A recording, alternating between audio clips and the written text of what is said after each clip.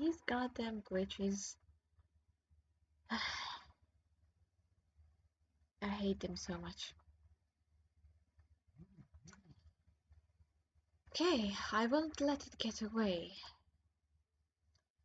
I take a few quick steps, pawing at it as soon as it's within reach, only to miss it by a hair's breadth. It blows out higher into the air. I jump, I miss. I run after the map until I swoop behind the trunk and goes out of sight for the first time.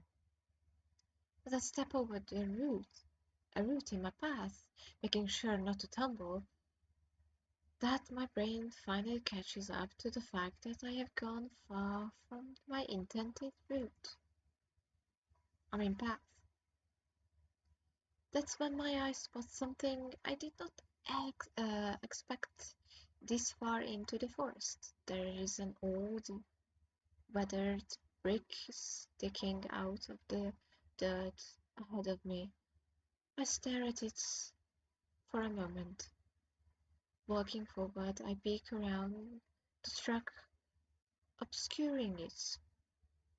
The same truck my map disappeared behind. Hmm? What do you mean, take a break? Or was I too quick? Sorry.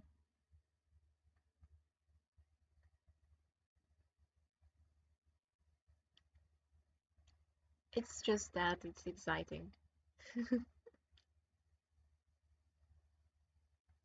When I'm excited about something, I read it, how should I say, too quickly.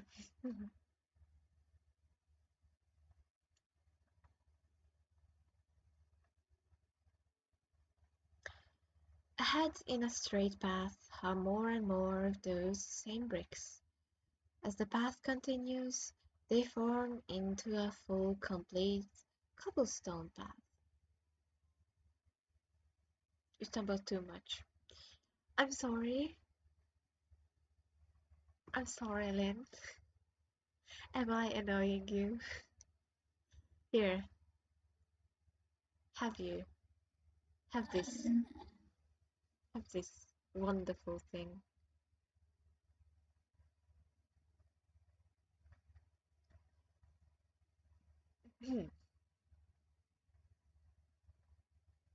Goodness. Yes. Goodness gracious. Okay. At the end of the path, right before the a curve that goes behind large boulders is my map. Okay, I think we're gonna have another choose which one you wanna go. It is nested perfectly on the bricks, as if it was being held by some unknown force. I notice there is no longer any bird song. I consider abandoning the map and somehow working my way back to where I was. But the question is if I know exactly what route I followed. Should I head back or southwards? Leave the map, I say. There is nothing clearly wrong here. If even if I'm just being superstitious, I am not going to play my luck and fall into the trap. I look at the path and my map for a moment longer before twisting away. I should be fine if I walk straight back. There has been some memorable parts of the woods. Not like there is anything other than the sights to get distracted by out here. I begin my walk slowly, trying not to go further than my original route. I'm not going to pretend I remember even every rock I pass, but I'm sure there is some marker I will recognize. As the 10-minute mark creeps upon me, I decide I messed up. There is only one thing to do now. Head towards the setting sun, as the lake is to the west, and hope to all my to any powers listening that I didn't go off course enough to miss the lake entirely. Next time, Lynn, next time. I take a deep breath, as if it will help settle my nerves. I take off. My pace is steady, but faster than before. I've wasted precious time. I was hoping not to be in the woods still after dark, but it isn't the end of the world. With no destiny to take a break, I gobble down a crumbled granola bar and sip from my water bottle regularly as I walk. I reach the beach with a nary light with the moon. The reflecting on the water was payment enough for the detour. Looking back into the woods, I take a moment to wonder what would have happened if had if I walked down the cobblestone path. I shake my head and walk by. Just saw something I shouldn't have. Oh, really? Do tell. Do tell, Lynn.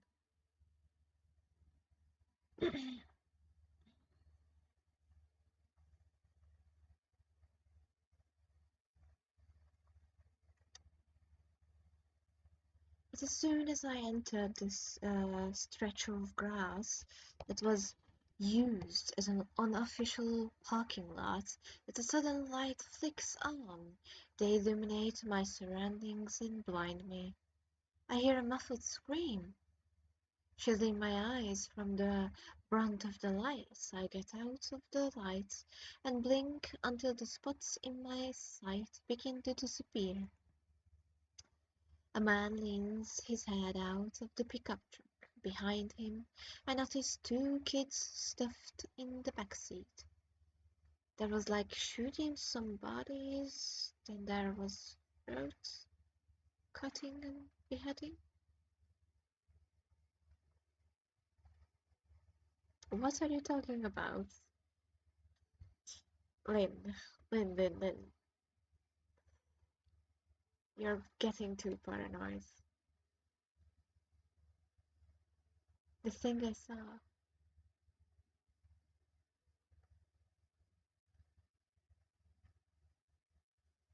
on Discord. Wait, right now?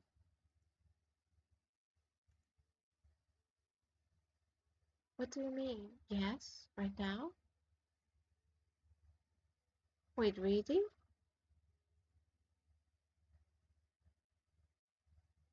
Oh, I thought there was another one of Waxel's shitty person who like raids Waxel stuff. Oh shit. I'm sorry, Lynn.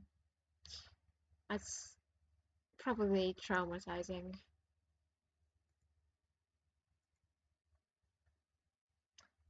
Let me give you this. Oh, it's historic. Oh, it's traumatized. Oh, it has anxiety. This is you right now, Lynn. And I hope that Markiplier's smooth voice was enough to make everything right for now. At least helping with the anxiety stuff.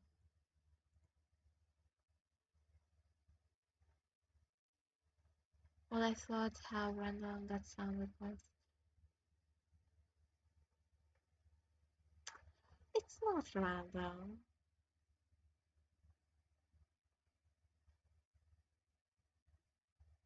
Anyways, don't try to think about that too much. And let's just continue then, shall we?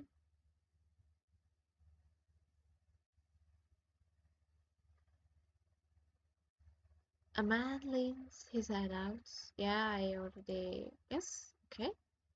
Oops, sorry about that. I didn't see you there. It's okay. Dad, let's go, hurry. He hesitates before leaning back to look at his kids. When he turns back to me, he throws a hand. Have a good night. You too. I was going to ask for a ride, but that's alright.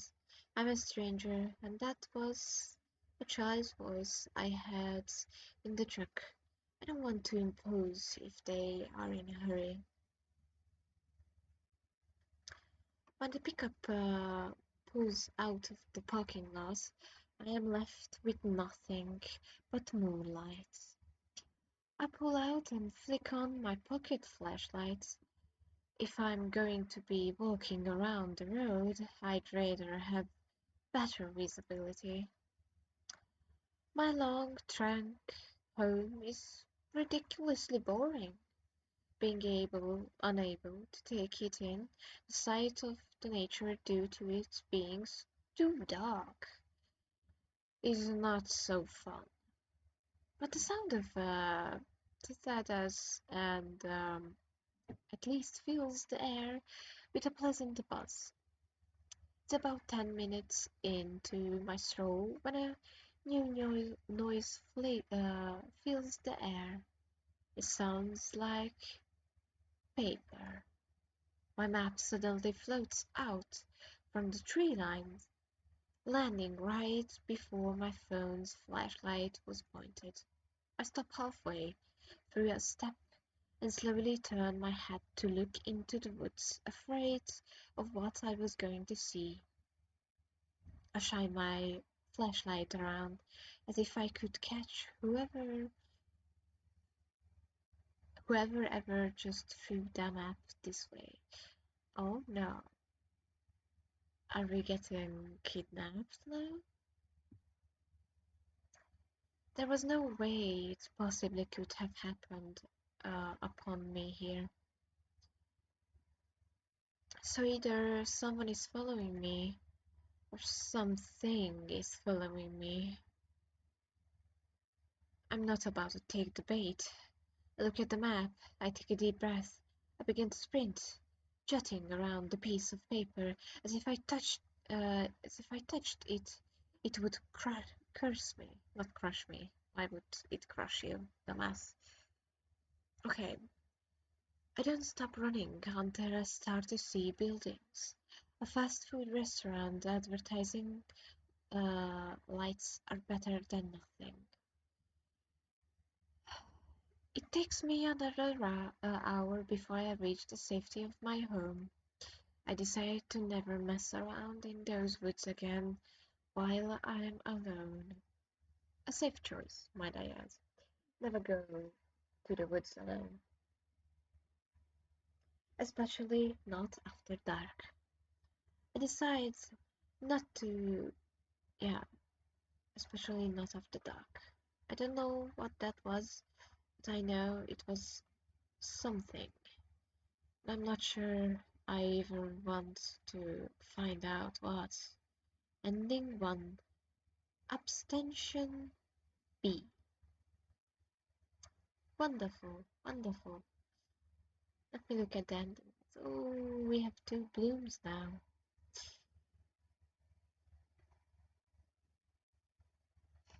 Okay, skip.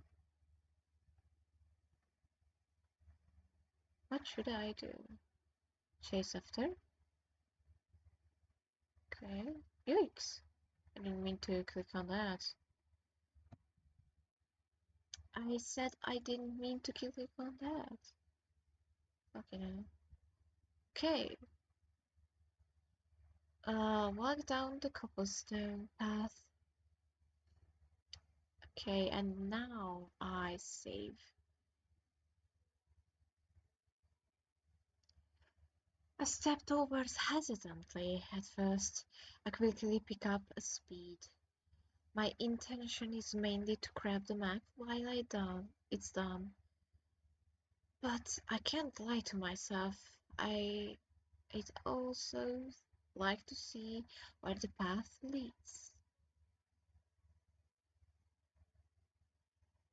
Yeah, it's gonna be a nymph, or more like a forest god, if I remember correctly. I shouldn't stay too long, until it would be a shame to leave without satiating my curiosity. Yes, forest daddy, indeed. Rar. Definitely gonna look more feminine, I would say. But yeah, it's gonna be forest twink. I can't believe I just said that. I just hope you don't clip that. Please don't do that. The pathwork stones are gorgeous, after all. Who built this, and why? At the end of the trail, I lean over to grab my map. Finally, it slips out from under my fingers. God fucking damn it. At this point, I just say, leave the fucking map alone. As if another Mr. Gush of Wind blows on it. Okay, this is feeling too sassy. It's intentional at this point. Except I do not feel even a light breeze. It follows the continuation of the path, curving gracefully between the boulders. Oh yeah, this is definitely someone's lair. The cobblestone path continues for a while before expanding into a plaza. At the other end, some 50 or some feet away, is a large stone wall made with bricks and carvings. Wow, the inside of the boulder is intricately carved, albeit rounded out by what must have been years upon years of weathering. Some creature is painstakingly carved out of the centerpiece, a circular stone. Despite the weathering of all the surrounding, that looks to be untouched. I stand and gaw at the sight. Who knows how long it has been since another person has set foot in this space. I walk into the plaza. The sunshine warms my skin. The silence makes it feel like I have transport somehow transported from far to the woods despite still surrounding the area. Oh no. Shit, did you saw that? I clearly saw some shadows moving there.